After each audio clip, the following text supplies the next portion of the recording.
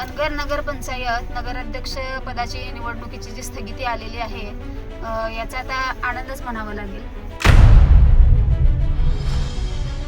जर कोणी माघार घेतली नाही तर 10, 12, 25ला दुपारी 3 वाजता जो माघारीचा कालावधी आहे तो संपल्यानंतर आम्ही आयोगाला बिनविरोध बाबत करू. नमस्कार. अनगर नगर पंचायत नगराध्यक्ष पदाची निवडणुकीची जी स्थगिती आलेली आहे याचा आता आनंदच म्हणावा लागेल. आणि मला वाटतं की नियतीचे फासे हे फिरलेले आहेत की पाटील परिवारांनी किती वेळा आनंद साजरा करायचा आणि किती वेळा फुगड्या घालायच्या हे आता त्यांनी ठरवावं. आणि याबाबत इतकंच म्हणू शकते की मला एकतर तिथं अर्ज भरायला येण्यासाठी खूप अडथळे आणलेले होते. त्यातूनही मी तिथपर्यंत संकट पार करत तिथपर्यंत गेलेली होते. नंतर तिथं तांत्रिक बाबीमुळे माझा अर्ज त्यांनी बाद केला. परत मी न्यायालयामध्ये दाद मागण्यासाठी सोलापूर सत्र न्यायालयामध्ये मी तिथं गेले. तिथंही काही कागदपत्रांमध्ये गहाळ करण्यामध्ये आला आणि आमच्या विरोधात निकाल गेला. तरीही तिथली अजून अंतिम निकालाची प्रत ही माझ्या हाती आलेली नाहीये. आता ती आज प्रत संध्याकाळपर्यंत आमच्या हाती आली म्हणजे आम्ही उच्च न्यायालयामध्ये मी जाणार आहे. तसं जर पाहिलं तर 20 तारखेपर्यंत या निर्णयाला स्थगिती आहे.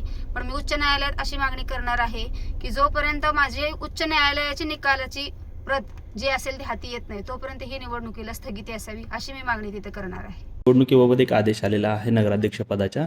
नक्की काय ह्या आदेशामधून सांगायचं आहे, काय नक्की निर्णय आहेत? काल रात्री आयोगाचं एक परिपत्रक 29/11/2025 रोजी प्राप्त झालेलं आहे.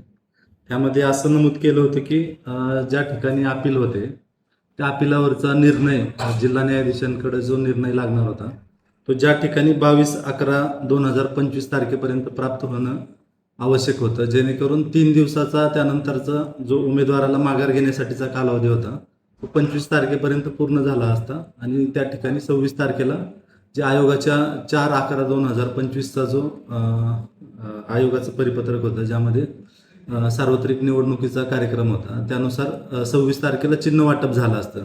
परंतु अनगर या ठिकाणी आमची जी माझा जो आदेश होता त्या आदेशावरती जी अपील झाली होती माननीय जिल्हा न्यायाधीशाकडं त्या अपिलावरचा निर्णय आम्हाला 26 तारखेला प्राप्त झाला. त्यामुळं आम्हाला चिन्ह वाटप किंवा इतर गोष्टी असतील जे आयोगाच्या परिपत्रकाप्रमाणे होत्या त्या करता आल्या नव्हत्या. आणि त्यानुसार जे आयोगाचं 29/11ला परिपत्रक आलेलं आहे त्यामध्ये आयोगानं असं नमूद केलं होतं की 26/11पर्यंत ज्यांना चिन्ह वाटप करता आलं नाही आणि आमच्या ठिकाणी अपिलाचा निकाल जो आहे तो उशिरा लागला होता त्यामुळं आयोगाचे जे नवीन ह्याच्यानुसार सूचना आहेत त्यानुसार आमचा पुढील टप्प्याचा जो कार्यक्रम आहे तो 4/12/2025ला माननीय जिल्हाधिकारी महोदय निवडणुकीचा कार्यक्रम जारी करतील आणि त्यानुसार दिनांक 10/12/2025 रोजी नामनिर्देशनपत्र माघार घेण्याची अंतिम दिनांक असेल.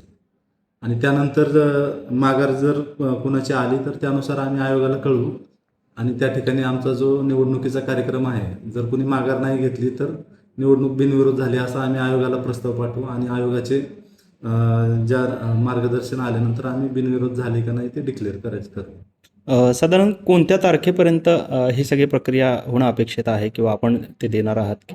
10 डिसेंबर 2025 पर्यंत नामनिर्देशन पत्र माघार घेण्याचा अंतिम दिनांक आहे. त्यात 10/12/2025ला दुपारी 3 वाजेपर्यंत आम्हाला जी माघारीची प्रोसेस आहे ती अंतिम होईल आणि त्यानंतर आम्ही आयोगाला कळवू पुढची प्रोसेस.